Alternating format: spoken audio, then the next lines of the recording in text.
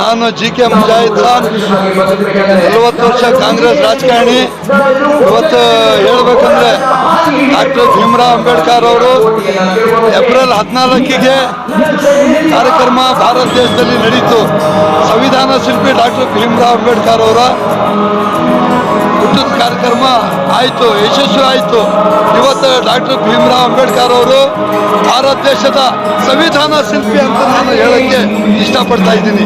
ಯಾಕಂದರೆ ಇವತ್ತು ಭಾರತ ದೇಶದಲ್ಲಿ ಹಿಂದೂ ಜನ ಆಗಲಿ, ಮುಸಲ್ಮಾನರಾಗಲಿ, ಸಿಖ್ ಆಗಲಿ, ಕ್ರಿಸ್ತನರಾಗಲಿ, ಅವ್ರಿಗೆ ಅವ್ರು ಸಂವಿಧಾನ ಕೊಟ್ಟಿದ್ದಾರೆ. ಆ ಸಂವಿಧಾನ ಯಾರು ಚೇಂಜ್ ಮಾಡೋಕ್ಕಾಗಲ್ಲ.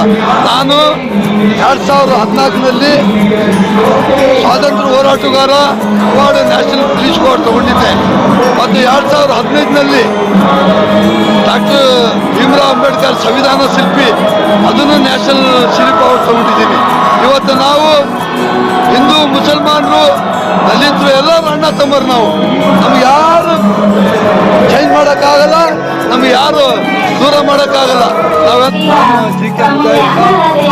ಆಲ್ ಇಂಡಿಯಾ ರಾಹುಲ್ ಗಾಂಧಿ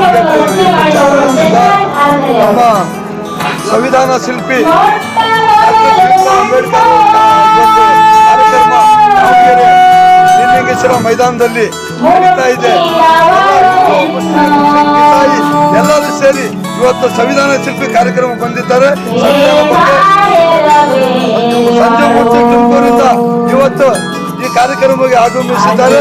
ನಾನು ಆಲ್ ಇಂಡಿಯಾ ರಾಹುಲ್ ಗಾಂಧಿ ಮತ್ತು ಕರ್ನಾಟಕ ಟಿಪ್ಪು ಸುಲ್ತಾನ್ ಯೂಟ್ಯೂಬ್ ಚಾನಲ್ ವತಿಯಿಂದ ಅವರಿಗೆ ನಾನು ಸ್ವಾಗತ ಕೊಡ್ತಾ ಇದ್ದೀನಿ. ಇವತ್ತು ಗಣ್ಯ ವ್ಯಕ್ತಿಯವರು, ಮಹಿಳೆಯರು, ಮುಸ್ಲಿಂ ಬಾಂಧವರು ಬಂದಿದ್ದಾರೆ. ಇದ್ರ ಬಗ್ಗೆ ತಾವು ಇವಾಗ ಬಂದಿದ್ದಕ್ಕೆ ಕಾರ್ಯಕ್ರಮ ಭಾರತ ದೇಶದ ಸಂವಿಧಾನ ಶಿಲ್ಪಿ ಡಾಕ್ಟರ್ ಭೀಮರಾವ್ ಅಂಬೇಡ್ಕರ್ ಸಾಹೇಬರು ಏಪ್ರಿಲ್ 14ನೇ ತಾರೀಕು ಮತ್ತು 134ನೇ ಜಯಂತಿ ಕಾರ್ಯಕ್ರಮ ಇಡೀ ಭಾರತ ದೇಶದಲ್ಲಿ ನಡೆದಿದೆ.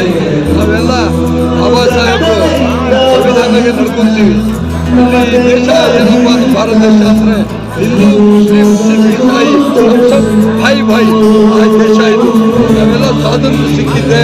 ನಾವು ಬೇಕಾದ್ರೆ ಬಾಬಾ ಸಾಹೇಬರು ಹೇಳಿದರೆ 2 ದಿನ ಆಗ್ತಿದೆ.